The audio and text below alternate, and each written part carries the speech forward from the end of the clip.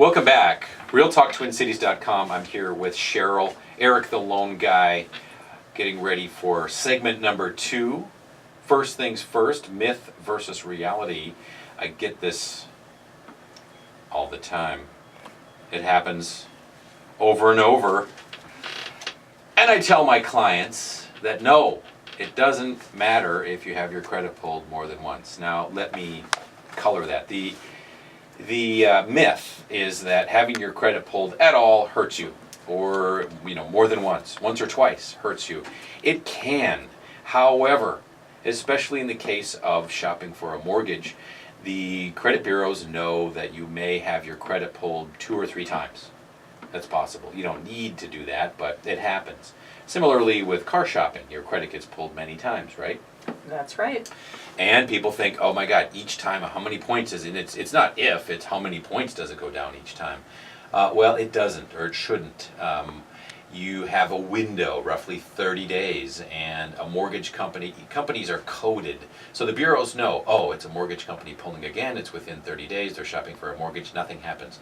I've pulled folks' credit, twice in the same week. Either you're adding a co-borrower, or maybe, there was some misinformation put in or something. In any case, and seen the exact same scores come up. So it is a myth that having your credit pulled 2 or 3 times in the span of a month for mortgage shopping will hurt you. Your credit will go down every time.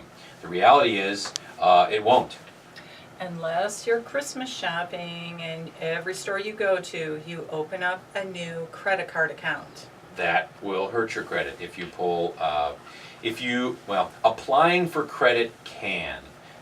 So for example, if you apply for more than one credit card in a short period of time, and a car, and a mortgage perhaps. So if you're attempting to get a lot of credit within a span of days, you're in trouble. Well, that will affect your score. How much depends on the strength of your current credit. If it's deep, it wouldn't hurt it much, but it's not going to kill you. But it could be 10 or 20 points. So, but basically, if you're mortgage shopping, you have your credit pulled a few times, it's not going to hurt you. And if you have any questions, just contact Eric the Lone Guy. That's right. Real Talk Twin Cities or erictheloneguy.com. And as I mentioned previously, we're blessed to have author and artist teacher Dorea Arguelles here with us today. Hi, Dorea. Hi. How are you doing? Thank you for having me. Well, yeah, it's a great pleasure. I read your book, quite inspiring, and that book, Adventures Walking on Water, is available at Amazon. Her name has an interesting spelling, so I recommend searching Adventures Walking on Water to pick up that book. She's here with us to share her experience, strength, and hope. She's a client of Cheryl's, isn't that right, Cheryl? Yeah, a very special client of mine. I met you, Dorea, a little over a year ago, wasn't it? That's right, yeah. Yeah, and I read your book at that time, and it meant a whole lot to me at that time, being a cancer survivor and connecting with some of the tragedies that you have been through. And before we start letting you tell us your story, I just want to run through some of the tragedies that you have experienced. And this is truly a book that will incite hope and courage and faith. So it really started when you were 12 in Biloxi, Mississippi, where you're from. Right. And you lived through Hurricane Camille, where your house floated away. Yes, it did. Yeah, horrible, horrible story. And that became an extreme financial burden for your father. The house had been paid for. Now suddenly he was in debt once again, became an alcoholic. Your brother, 16 years old, then committing suicide shortly thereafter. Your parents being married and divorced 3 times, and you just felt extreme abandonment from your father. And during this time you were married, you were not able to have children. You were blessed with 2 adopted children, and then had a miscarriage. Moved around, adopted 3 more children, all from one troubled family. And then, shortly thereafter, you get pregnant, almost die, an emergency C-section, very, very sick, going through a long recovery.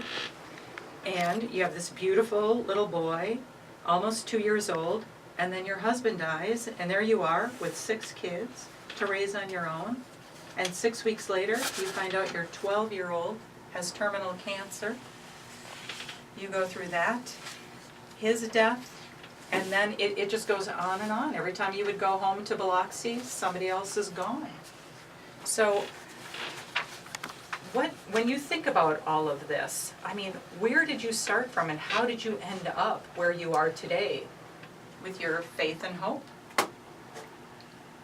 I guess I would have to start with my husband's accident, because that's whenever I was either going to sink or swim.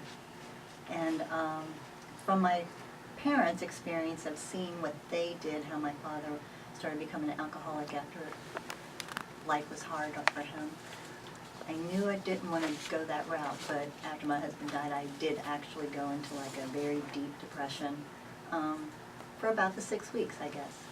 And right after that is whenever I realized my son had cancer. I had to bring him to the doctor, and we found that out, and in that span of time I also found a journal that my husband had kept the year before, and I started reading the journal, and what he had to say was to like pull up your boots and keep going, come on.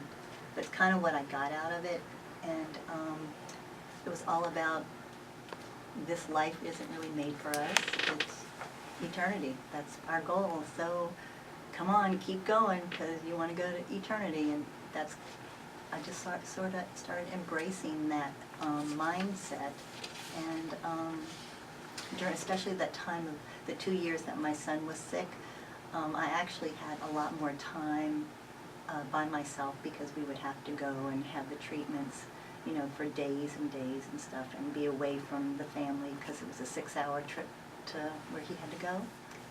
And so I actually, those 2 years, I really got to spend a lot of time in quiet, kind of just thinking about what I'm supposed to do, and praying, getting to know God, getting to know Him. Yeah, well, especially this time of year, it is so difficult for people to get through the holidays. I know many, many people that have experienced tragedy, and Christmas time is so difficult because they miss their loved ones so much. And one of the things you talk about are the 3 C's. Can you explain that? Probably about 3 or 4 years after my husband had died, I had experienced the crying that I had to stop it. And I guess for a while it was like I cried so much that by myself in my room, you know, or in the shower, and I just get to the point where I'd want to throw up. It was that bad, the crying was so bad. And so I just turned around and I just started holding it in and said, I am not going to cry. And so I didn't. And then I went on this retreat, and on the retreat they gave a talk about the 3 C's.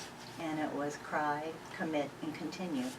And they explained how it's okay to cry, and you just have to recommit, and then you have to continue.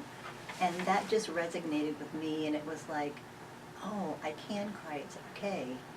And so I guess I let the wall back down, and I was able to process that, because you need to cry, you need to let those emotions that of the loss and of everything that was all inside of me. Yeah, and it's really hard for people that haven't experienced a tragedy such as yours or the loss of a loved one to really understand that grief. And, you know, and I've seen it in so many people, and they just cry and cry and cry. And after everything that you've been through, do you think that there's anything you could do differently today if you lost somebody like that that would help you not to feel as so much grief? I think what I've realized is that everybody grieves differently. It's really, and you grieve differently for different people.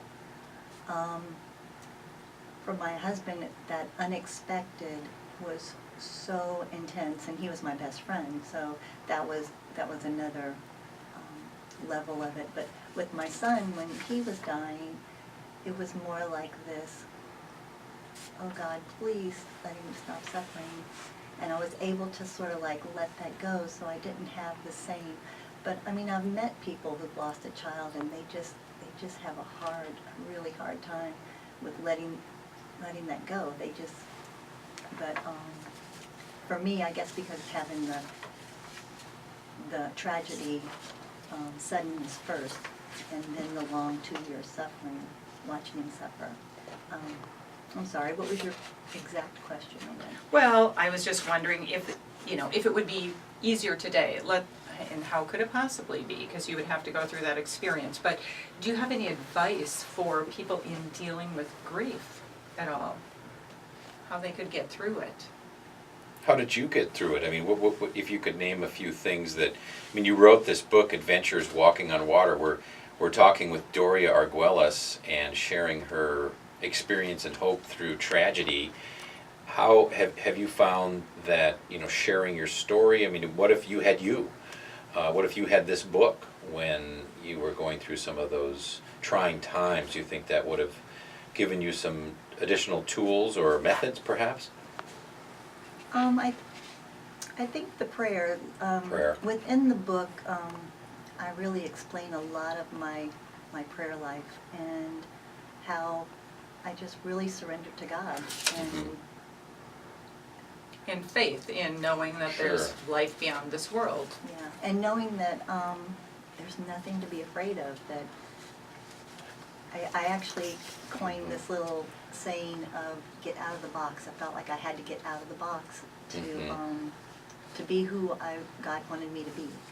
So recognition of a higher power. Yes. Was something that helped you. Again, we'll be back with Dorea Arguelles on AM 1280 The Patriot.